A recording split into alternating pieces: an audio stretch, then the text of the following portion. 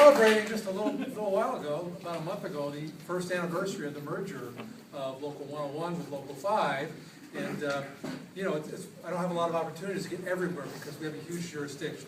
So it really pleases me to be able to come here with you folks here in South San Francisco tonight.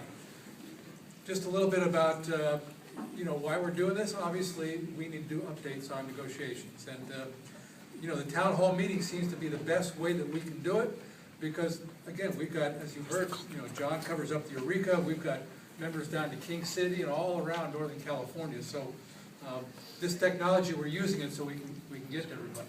Unlike the last couple of times, one piece of technology we've not been able to work out is we're not doing viewing parties at other offices tonight because there's still not quite enough bandwidth here, but we do have enough to stream it onto the internet, so we'll be getting questions later from our members that are watching online, and hello to all of you. And I can guarantee you, in addition to members that are watching this online, every one of the employers is watching this as well. So if you've done something that you shouldn't have in your store, don't admit it tonight, all right? Because the wrong person might be listening. I also want to say that I'm proud that this year I'm celebrating my 40th year as a member of this great union.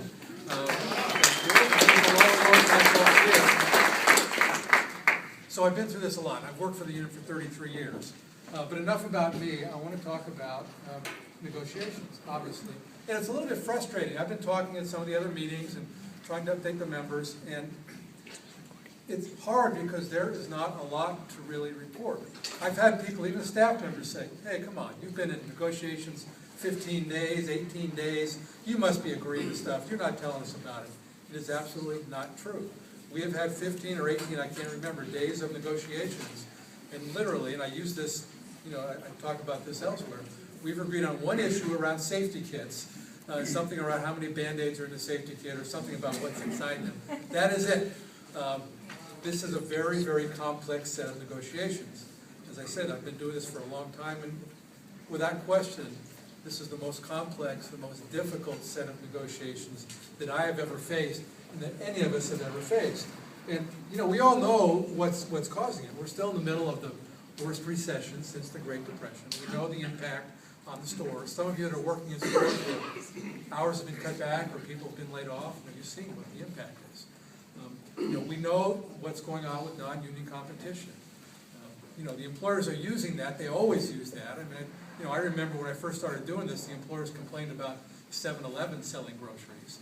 Now they got a lot more to complain about, and it's real. While we don't think it's as real as they say it is, it's not having as big an impact as they try to claim, we can't deny that it's a problem. Walmart and Target and Winco and Fresh and Easy and all those, and that's something we have to deal with. It's something we are dealing with, and I will talk about one particular fight that's going on a little bit later tonight.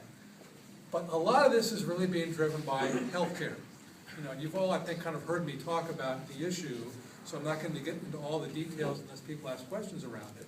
But the cost of healthcare for you, for us, is pretty staggering. You know, remember me talking about the numbers. The companies are paying $6.20 an hour for every hour that you work. The actual cost is $7 an hour, so we're burning down some reserves. If we make any change to the health plan, we've got to get to $8.50 an hour or more by the end of the contract. And we can't do that. It's just not sustainable, especially given the fact that all those other companies I talked about are paying maybe $1 or $2 an hour. But we'll find a way, if the companies are willing to engage with us, to find ways that we can modify our health care plan, but still keep a good, solid, affordable health care plan for our members. We intend to do that. But add to that another layer of problems around health care, and that is the unknown around ACA, known as the Affordable Care Act, health care reform. Two things that are going to happen. In June or July, the Supreme Court is going to rule on whether or not all of that or pieces of it are constitutional. We believe they'll rule it all constitutional, even though there's a Republican majority on the Supreme Court. But then the other unknown is what is the impact going to be in 2014 when all the rest of healthcare reform takes effect, including the exchanges, where companies will be subsidized and workers will be subsidized to go and get their health care through these exchanges that are set up in various states. And we're involved in that and you know, trying to work through it.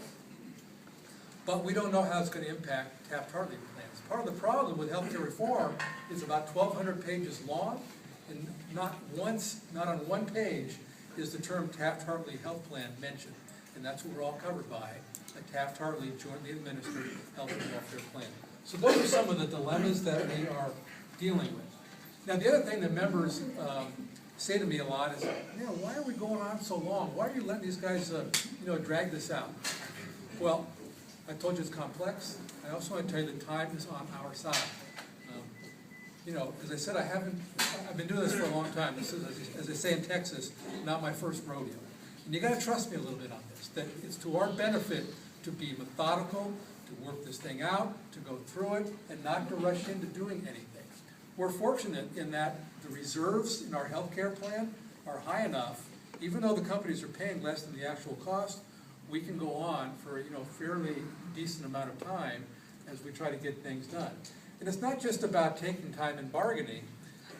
We are doing a lot in the background, preparing for what we need to do in case there's an eventual fight. I mean, at the end of the day, we may have to go to war with these companies. We hope not. We're going to try to avoid that, but we have to be prepared to do it. There's a lot of groundwork that has to be done for that to happen.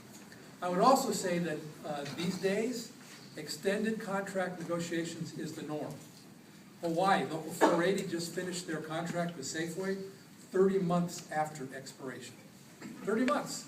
And they got retroactive pay increases for almost all of that time. They got it done. Southern California, 8 months, almost 9 months of negotiations. Other parts of the country, I'm hearing that as well. These things just take a long time. Again, particularly around healthcare, which is where most of the conversations are. Because we are looking for sort of unique ways to make some changes in the healthcare plan. I've talked about this at other meetings. The companies have a proposal, of course, that's pretty simple, because they're saying we don't want to pay more for health care. In fact, we don't want to pay what we're paying now. We want to go back to $5.50 an hour. Well, we're not going back. We can't go backwards. That cannot happen. Of course, we asked them, how can we do that? And their answer is, as you know, we're going to kill all the retirees. No health care for them whatsoever. Those that have already retired, those who retire in the future. Change our Plan A from an 85-15 to an 80-20 plan, and implement premium sharing like they have in Seattle. And clearly, if we did all those things, we could have $5.50 an hour benefits. But we are not going to do that. We cannot, we will not go backwards on the contribution rate. So, what we're trying to do right now is to change the dialogue with these employers.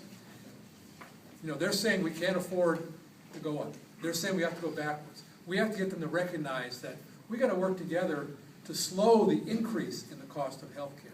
They've got to recognize they have to pay more. If you go back 8 years, our health plan is the most expensive in the country. There's no question about it. But the cost hasn't increased all that much. It's, on the average, increased about 2% a year. Almost any employer would be happy to have a 2% a year increase in cost on health care. The problem, of course, is we started at a very high cost basis. They keep talking about the $6.20 an hour. In Southern California, they just increased their health care costs. The companies agreed to $1 an hour. But even that $1 an hour at the end of the contract brings Southern California up to $4.42. Remember, we're at $6.20. So it's a huge difference, and there's a lot of reasons for that. So what are the things that we're looking at? What are the cost drivers? One of them is the fact that there's in many areas almost a monopoly of Sutter health care. So we're looking at that. HealthNet is way too expensive. We're looking at that.